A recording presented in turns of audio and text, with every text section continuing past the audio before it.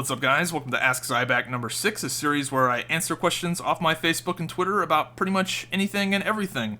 Let's get into the first question. First question comes from Jack Frost on Twitter. My favorite high school memory. Now, I've done this particular story before. Any of you guys that have been watching for a year plus, I think I told this story back in the Modern Warfare 3 days. You'll know this story. This isn't technically from high school, but it's close enough. It happened in 8th grade, which is the year right before high school for all you foreign people. And had a lot of fun in 8th grade. I had a lot of fun. 8th grade was probably my favorite year of school, just because everybody was on the same team in 8th grade. Everybody liked doing pranks, and everyone was just immature enough to still want to do pranks, but not so immature that we would get caught. That was the thing. All the crazy shit we did, no one ever got in trouble. And I mean, no one ever got in trouble. I did, stupid little pranks all throughout high school, and I never got detention once. And detention was like this frivolous thing that even the good kids got it every now and then for being late for class or talking when they're not supposed to. I never got it. I don't know how I never got it. I never got it. I guess, I don't know. No one ever suspected me. I don't know what it was. I'm just a little fucking bastard, I guess. So my favorite high school memory has got to be when we flooded the classroom in 8th grade. We had this science teacher, Mr. Hester. Oh my god, we did things to that man that were atrocities. So, we were all assholes, because that's just what we did. We would do little stupid things, like we'd put tape over top of the TV, the laser reception thing on the TV, so he couldn't use his remote to do PowerPoint presentations, and he'd sit there and point at the TV, and it wouldn't work, obviously, because there was electrical tape. I think I said duct tape. There was electrical tape on it, so he couldn't tell, because if the TV's black and the electrical tape is black, you can't tell unless you're looking for it. So little things like that. One kid brought in a universal remote, but it was a watch. And there was a bunch of TVs in the science room for presentations and things like that. And his watch could turn the TV on, change the volume, and do things like that. So he'd be in the middle of his PowerPoint presentation that he used the TV to do it with.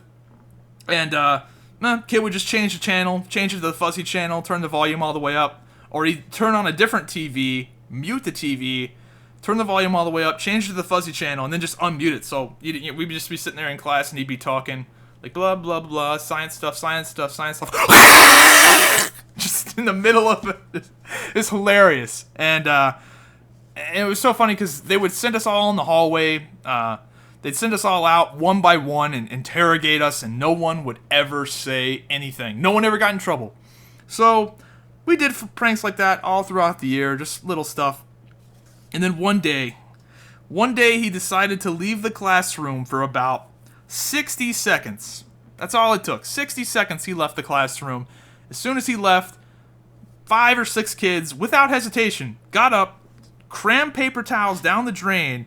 And this is a science room, so there's like 20 sinks, like 20 plus sinks. And these are the super powerful sinks that have a really high pressure. A lot of water goes through them very, very quickly. These kids jam paper towels, bunch of paper towels down the drain, turn all the sinks on, and run back to their seats. And we were all just sitting there looking straight at the board, not talking, completely silent, while all the sinks are on.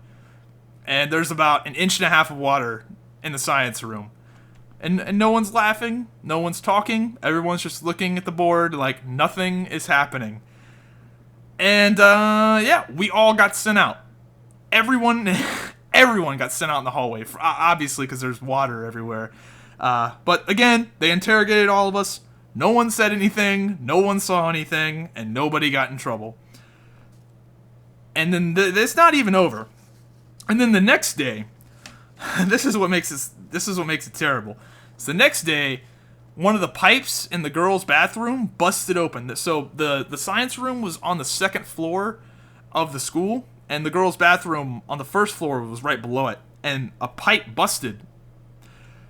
And I don't know if it was related. I have no idea if it was related. I'm pretty sure it was related, because what are the chances that a pipe right below the science room busts open, not because people crammed paper towels in the drain the day before? So that busts open while we're at school. Water shoots all over the bottom floor into the classroom. The thing that was fucking really kind of kind of sad is that there was a classroom adjacent to the girls' bathroom, like straight ahead, and the pipe busted open, and like a fire hose, water was just shooting into this classroom, and this teacher, this was kind of sad, but this teacher was like, my books, and water is just shooting like a fire hose directly into this classroom. Oh, it was terrible, and it was so bad, so much water entered the school that they had to cancel school that day, and we got to go home. So there you go. That's we were all dicks. Everyone was an asshole in 8th grade. Next question comes in from Facebook from Rudy Gastelum. Thoughts on having to pass a drug test to get welfare? This is an interesting question. This is interesting because I'm very pro marijuana. Do whatever you want to do with your body. I'm all for that. But I do think you should have to pass a drug test to get welfare. On the sole grounds that if somebody else is having to take care of you, you shouldn't be spending your money frivolously on marijuana, harder drugs, whatever. I would go so far as saying you shouldn't be able to spend your welfare money on alcohol or tobacco either. But those things are legal, so that'd be really hard to enforce. But if you're having to get assistance from a U.S. taxpayer, then you shouldn't be allowed to spend your money frivolously. And for people that are saying it's racist, that's bullshit. White people, black people, Hispanic people, every single denomination in the United States, there's a group that are on welfare and are probably abusing the system. So yeah, I think you should be drug tested to get welfare. Again, I'm all for marijuana. If you're not having to get assistance from taxpayers, then you should be able to do whatever the fuck you want to with your body. But if you're addicted to something, you shouldn't be. Well, I mean, there's people that aren't addicted. There's people that are just unmotivated. That it's tricky, man. Because every time I say something like that, people are like, "Oh, you're fucking one of those people that doesn't want, you shouldn't be allowed to do what you want to with your body." No, I just think other people shouldn't be paying for your habits. So, yeah, maybe that'll motivate some of these people that are on welfare to try to get off of it if they can't do some of their favorite things. If some of their favorite things involves partying and getting high and shit, great. Do your fucking, they'll get off welfare quickly if they can't do their favorite things. So, that's my opinion on that. I know it's probably not very popular. A lot of people, I don't know why that's not popular. I know my opinions are my opinions, but why the fuck? Like, how could you disagree with that? How could you, oh yeah, no, I'm totally cool with paying for other people to sit on their ass and get high all day. What the fuck? You can get high all day all you want to, as long as I'm not paying for it. Next question comes in from Ben McGrath on Facebook. Would you rather compete for money in video game tournaments or be a streamer/YouTuber? Pretty easy answer for me. I would much rather be a streamer or YouTuber. Competing in video games, that is some high-stress stuff, and you can't do it very long. Even though people don't consider video games like real sports, I can almost guarantee you're not going to be seeing any 40 and 50-year-olds competing at the highest level in video games. All of the top video game players are probably 28 at max. You're not going to see any old guys competing at the highest level, because your reflexes, they get worse, and your vision gets worse. Everything gets worse. And at the highest level, all that stuff matters. So you can't do that forever. YouTube and streaming, I mean, you can like nobody really watches me because of my elite skills, or not that many people do. I don't feel like, and it's a lot less stressful doing this YouTube and streaming thing. Both of them are very stressful, but having to compete at the highest level, that's fucking impossible to do for very long. A perfect example, and even if you are good at even if, like, let's say you're the Call of Duty master, Call of Duty's not going to be relevant forever. Take a look at some of the best Halo players in the world. You have, I don't want to name drop here because I don't want people to think I'm talking shit, but there's a lot of really good Halo players that were full-time Halo players. Just were the shit. They were on top of the world.